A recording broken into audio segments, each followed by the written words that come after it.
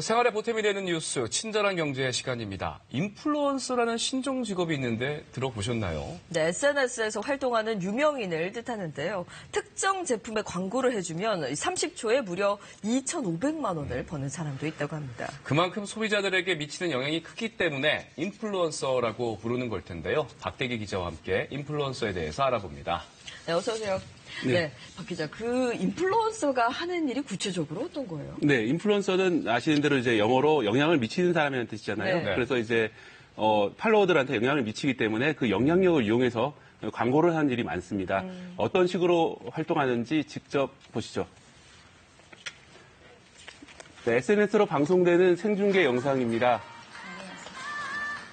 问对问题了，我跟你们说，今天呢用了2个眼影，一个是 네, 중국의 유명 인플루언서 코니 씨가 한국 화장품을 소개합니다.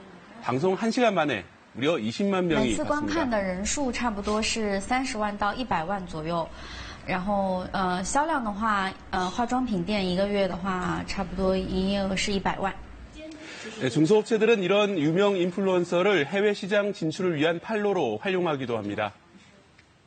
훨씬 절감이 되죠. 제품력이 되고 우리의 브랜드 자신이 있다라면은 같이 게임을 해볼 수 있는 시장을 만들어주고 있는 거죠.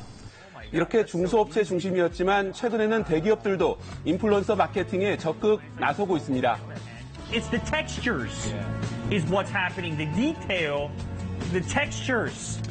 네, 1,300만 명이 넘는 구독자를 보유한 유명 유튜버가 한 가전회사의 신제품을 협찬받아 체험기를 공유하는 모습도 볼 수 있습니다. 그렇다면 이 인플루언서들이 광고를 해주고 받는 돈이 궁금해지는데요. 네. 업계에서 통용되는 광고료가 있습니까? 네, 저희 취재진이 광고업체 3곳의 이제 광고표를 이제 받아가지고 분석해봤는데요. 네. 예, 구독자가 100만 명이 넘으면 특급, 업계에서는 메가로 분류됩니다. SNS에 특정 화장품을 써서 이런 분들이 방송을 하면 5천만 원, 간접 광고로 30초 정도만 노출해도 2,500만 원을 받습니다. 구독자 5만 명 안팎은 그보다 낮은 마이크로라고 부르는데요. 한 번 방송에 500만 원, 간접 광고는 300만 원을 받습니다.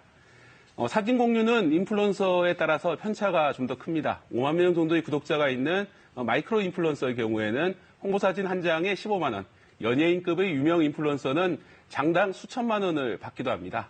광고인 듯 아닌 듯 SNS를 활용해 제품을 홍보하는 인플루언서의 전 세계 광고 시장은 2년 뒤엔 11조 원을 넘을 것으로 추산되고 있습니다. 그러니까 광고비를 많이 준다는 건 그만큼 효과가 있다는 네. 얘기일 수도 있겠지만, 하지만 또 인플루언서만 믿고 샀다가 조금 뭐 못 믿어온 상품이라든지 부작용도 있을 수 있겠네요. 네, 맞습니다. 네, 그런 식으로 이제 인플루언서를 믿고 샀다가 피해를 보시는 분들이 종종 있는데요. 네. 저희가 그런 분 중에 한 분을 만나서 이야기를 들어봤습니다. 직접 들어보시죠.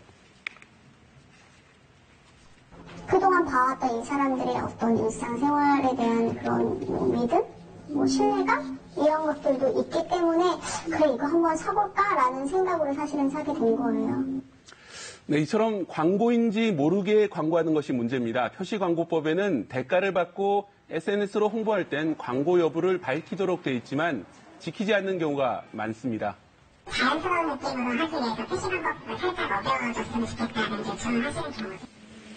화장품 업계 1, 2위인 아모레퍼시픽과 LG생활건강도 이렇게 몰래 광고하다 공정거래위원회에 적발됐습니다.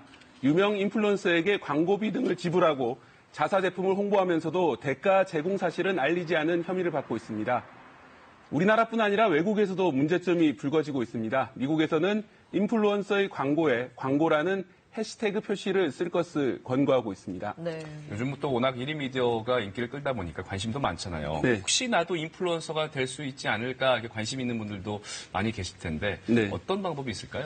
네, 제 지인 가운데도 이제 주부로 집에서 일하다가 인플루언서가 되신 분들이 있는데요. 이렇게 이제 끼를 숨기고 살다가 끼를 이제 펼칠 장이 되기도 하지만 하지만 그렇게 녹록한 일은 아닙니다. 일반인이 도전해서 인플루언서가 되기는 쉽지 않습니다. 예전과 달리 지망자도 많기 때문에 비슷비슷한 컨텐츠를 만들어내는데 눈에 띄고 성공하는 건 소수에 불과합니다. 상당수 인플루언서는 어느 시점에서 부업이 아니라 전업으로 돌리고 연예인처럼 소속사 관리도 받습니다. 그만큼 혼자서는 해내기 어려운 치열한 경쟁이 있는 세계라는 뜻입니다. 성공한 인플루언서들은 무엇보다 지속적으로 만들어낼 수 있는 컨텐츠를 가지고 있는지가 중요하다고 말합니다. 이런 콘텐츠는 단기간에 학원에서 가르쳐주기는 어렵습니다. 학원이나 과외를 통해서 당신도 인플루언서가 될 수 있다는 유혹이 있는데요. 그런 유혹에 대해서는 신중하게 판단하셔야겠습니다. 네, 친절한 경제 박대기 기자였습니다. 고맙습니다.